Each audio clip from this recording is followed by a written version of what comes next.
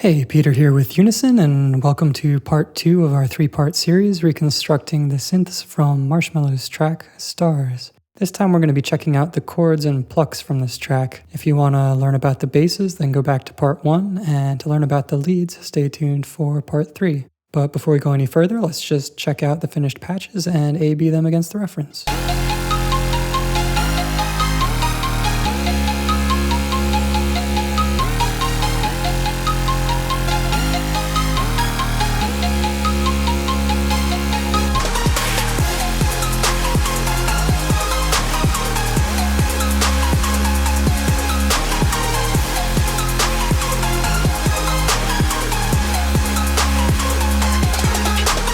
Okay, let's have a look at the chords first. Here's the MIDI. That's just looping. And let's open up a fresh preset and get started. Here's our starting point.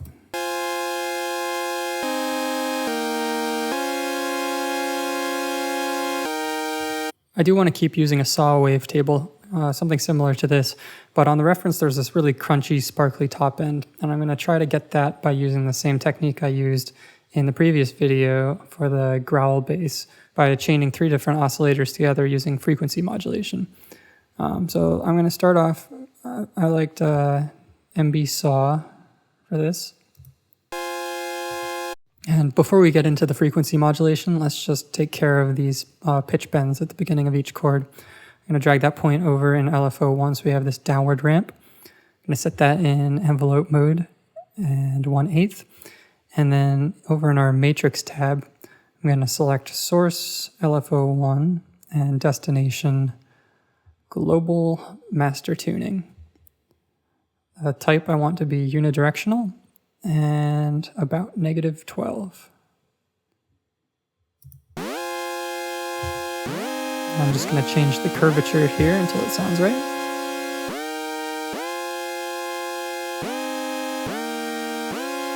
All right, now I'm going to spice up this saw wave a little bit. Let's turn our unisons up. I'm going to use 7. And then over in our global tab, you'll see stack here. I'm going to drag that up to 12 plus 7 3 times. It's essentially pitch shifting our unison voices up an octave and a fifth 3 times.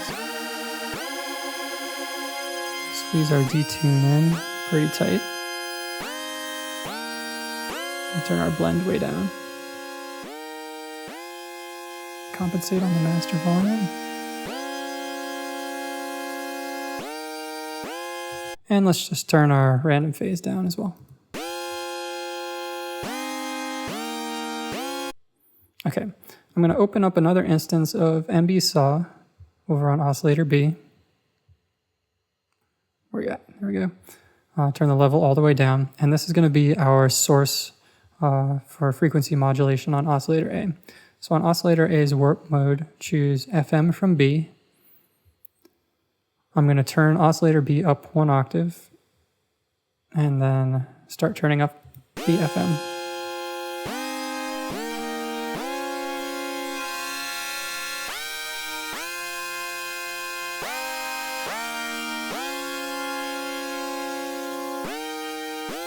Somewhere around there. I'm just going to mix in a little bit of oscillator B.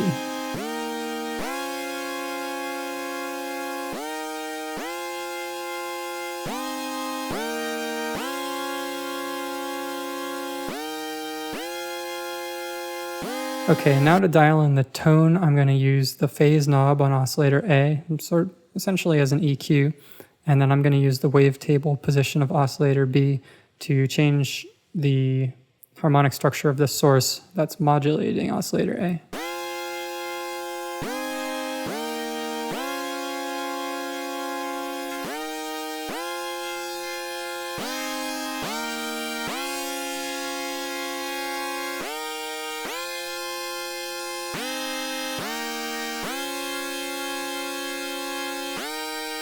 Now I'm going to do something very similar over on the sub-oscillator. Turn on the sub-oscillator, turn it up 3 octaves, and turn the level down, set it to a square wave. Now we're going to use that as a source to modulate oscillator B. So on oscillator B's warp table, let's choose FM sub oscillator.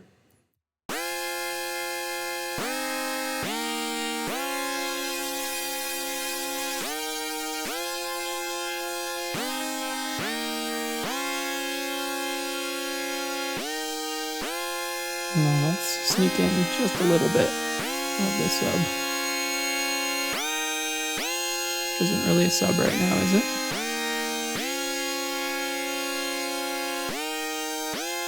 That's about right.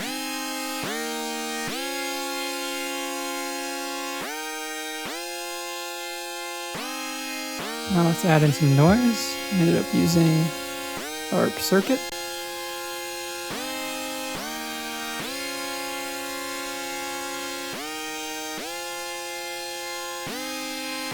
Alright, let's thicken this up with some soft clip distortion and route it through our multi-band compressor. The default settings here were fine for me. I just want to use this middle band to add some focus. Drag that up to 150. Now we're going to use hyper and dimension to expand the space that this is sitting in. Turn the hyper down to about 16%. And use a lot of dimension. 79 with a size of 29.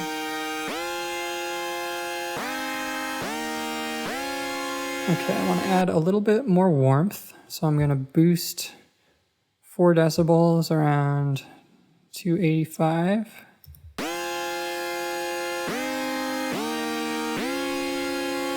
There's with and without. Thing. A little bit thicker there. And then we're going to add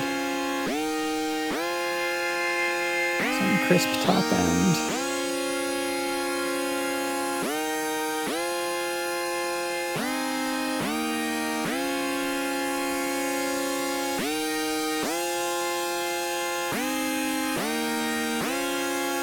And a little bit of reverb. This default hall worked fine. I'm just going to turn the mix up to 23. And even though we don't need it for this part, I'd recommend putting legato on if you want to use this patch for anything else.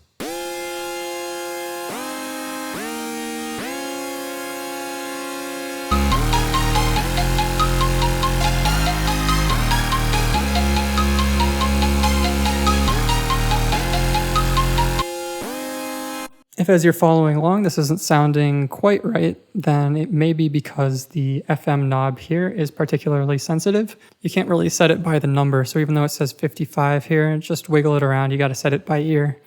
And the other thing is the detune, since 0 has a pretty broad meaning here. Just mess around with this until it sounds right to you as well.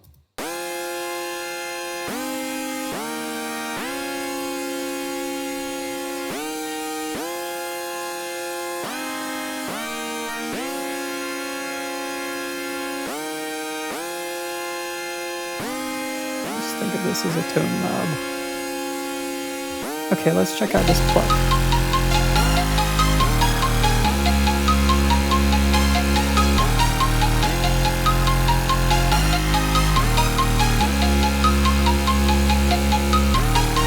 Okay, so what does that pluck make you think of? It makes me think of something like a pan flute with a burst of air up front and a relatively pure kind of a sine wave sound.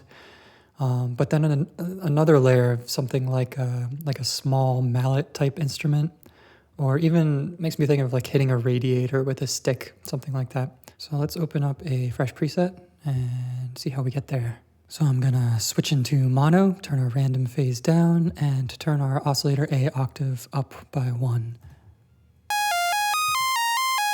To get that pan flute type sound, I'm just going to start off in a basic shape sine wave here. And turn on our noise oscillator. We could do this maybe with white noise, but since Serum gives us this these air cans, that sounds a little bit more like breathing through a flute. So I'm going to go with air can number 4 here, and I'm going to use envelope number 1 to shape the sound. I'm going to turn the sustain all the way down. Drop the decay. With a fast attack like this, we get that sort of a xylophone sound. But if we back it off, we get something a little bit more like a flute. I'm going to straighten out this curve and dip this one down a little bit. If we go too far, we get this sort of a reversed guitar type sound. Somewhere in the middle here. All right, that's about what I'm looking for. Let's thicken this up with some tube distortion.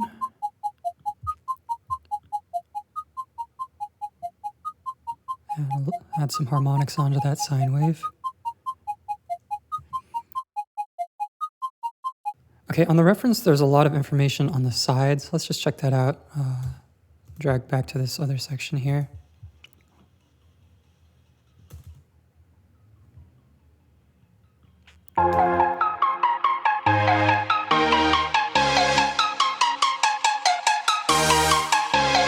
And let's just isolate the mono and side content so we can hear the difference.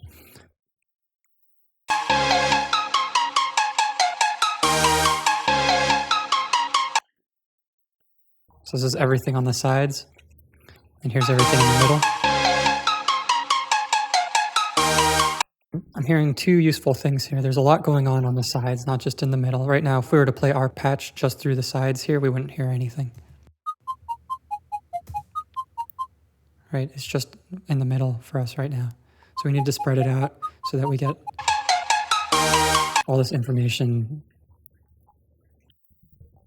And the other thing I'm hearing is that the pitch is actually slightly different. In the middle, it's a little bit more sharp, and on the sides, it's a little bit more flat.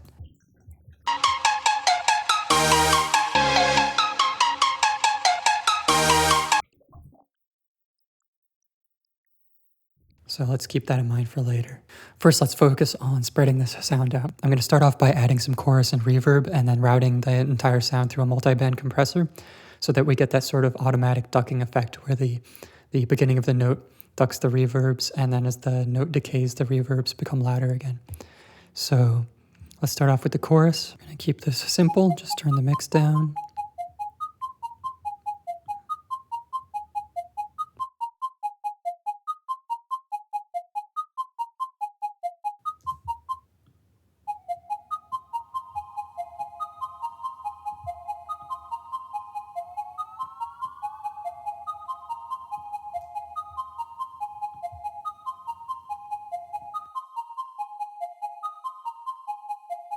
Let's leave all the highs in.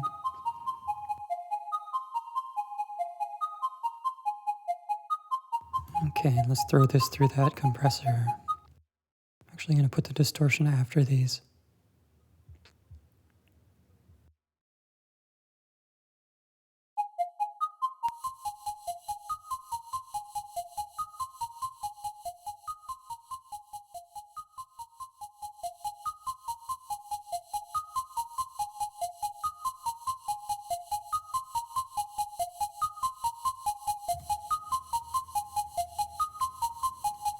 So now we have too much noise. Back this off.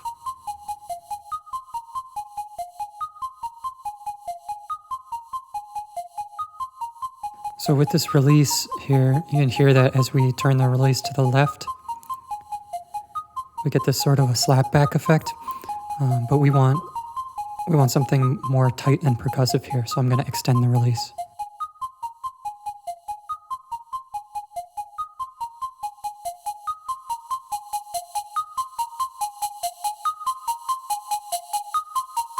Okay, let's sculpt this air can noise. I'm going to route it through our filter. Just check N here, so the noise oscillator goes through the filter. We don't need A on. I'm going to make this a band 24. And I just want to focus our noise on a more specific frequency. Somewhere around here. Just soften up the sound. So I'm overcompensating with the highs on this multi-band compressor, making sure there's plenty of highs and then sculpting them out with this band pass. If we were to take those highs back off, the sound just sort of disappears. So So we're adding this big chunk of highs and then sculpting it with this band. Okay, I'm gonna put on some hyper dimension. I'm gonna put it after our distortion here. And we don't want that phasiness, so we're just gonna keep this pretty low. Just adding a little bit of width.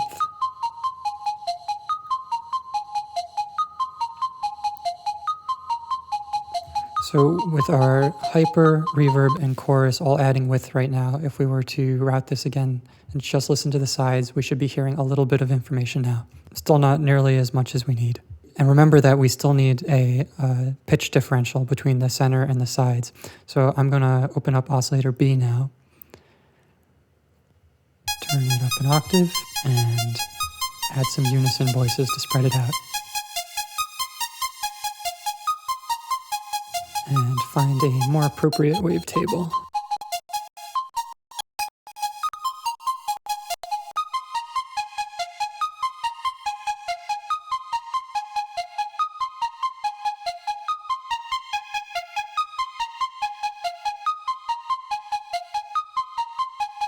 And then I'll adjust the fine tuning on oscillator A to make it a little bit more sharp.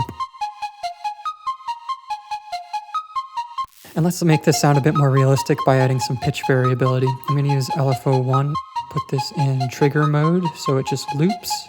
And we'll loop it at a 1/16th note rate and route that to the fine tuning knobs of both oscillators A and B. And we'll dial this in the matrix window. So just head up to the matrix tab here.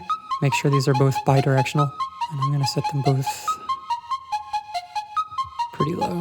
So we're just getting a little bit of a pitch wobble. Okay, I want to tame some of the really high frequency stuff above about 15K. I'm going to use our FX filter here with a Moglo 24 and just turn the cutoff all the way up. So it's technically not engaged, but it's just warming up the top end just a little bit. And then just tone matching, a little bit of EQ to brighten up the 4K range.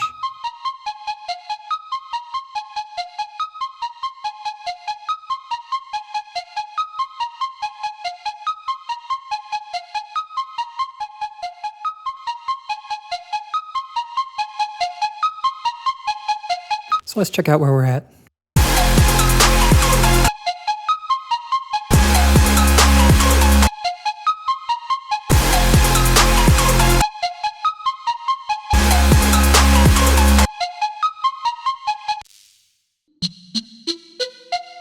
All right, we've got the right timbre. It's sitting in the right space. We just need to add this aggressive percussive front end to the sound. So because we're already using all of our oscillators, I'm going to open up a separate preset for this. And we don't need oscillators A and B. We're just going to use the noise oscillator, which we're going to set to trans perc 1. Just make sure that is in one-shot mode. I'm going to enable our pluck as well here and adjust the pitch of the noise oscillator.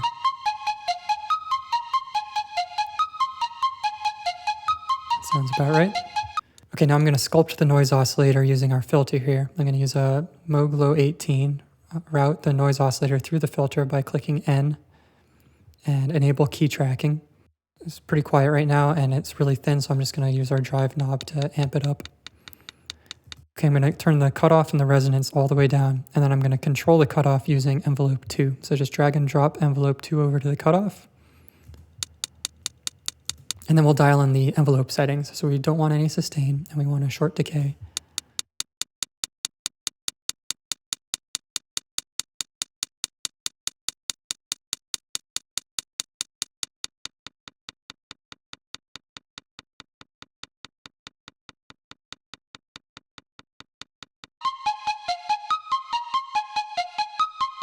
Just like we did on the pan flute part of the sound, we're going to use chorus to spread this out a little. And I'm going to open up our low pass filter all the way. So we got plenty of high frequency content on the sides. And then I'll control the dynamics on this using our multiband compressor. I'm going to use it in limit mode with a fast attack.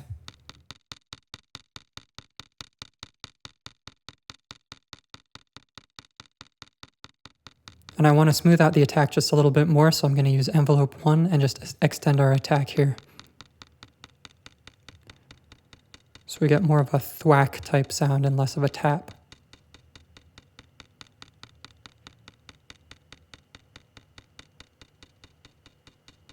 And then I'll compensate for the volume we just lost by using the gain on our multiband compressor. And I'll actually boost it quite a bit more since it was pretty quiet to begin with.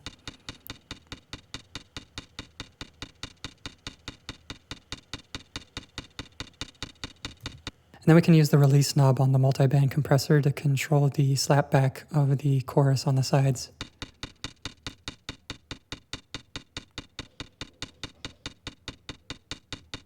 Let's add some bite using the highs here. Okay, now I decided to add some depth using our delay plugin. I'm just going to use a basic eighth note and filter it a little bit towards the mid-range.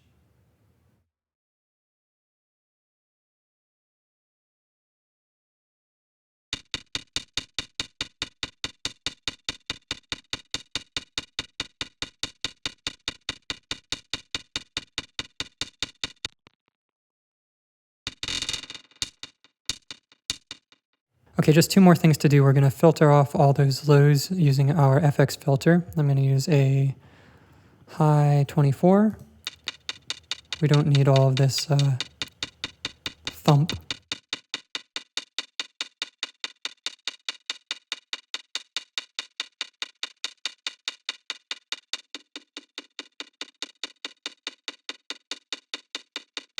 And throw on some reverb.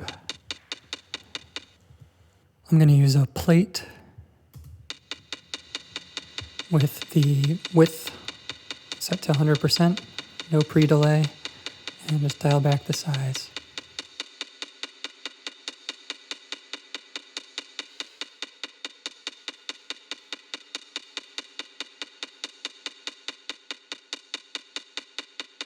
So if this doesn't come out sounding quite right on your end, just double check that the pitch is set correctly on the noise oscillator.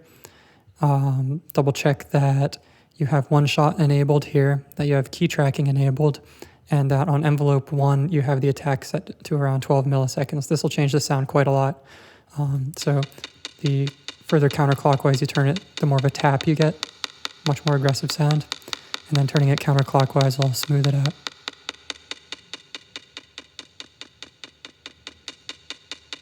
You want it somewhere around here. So if we listen to the two patches together, you'll notice that they sound more natural if we turn the pluck transient down just a slight bit. Just gels a little better. But in the mix, you'll want to turn the pluck transient up so that it cuts through the mix a bit more. Okay, let's listen to these plucks along with the chords that we just made.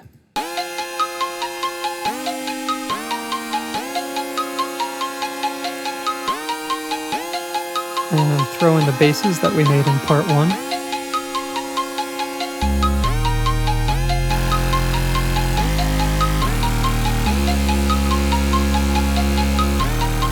Alright, you'll find links to the chord and pluck patches in the description below. And stay tuned for part 3, in which we'll be constructing the leads from this song from scratch. This has been Peter with Unison, and the track is Stars by Marshmello. I'll see you in the next video.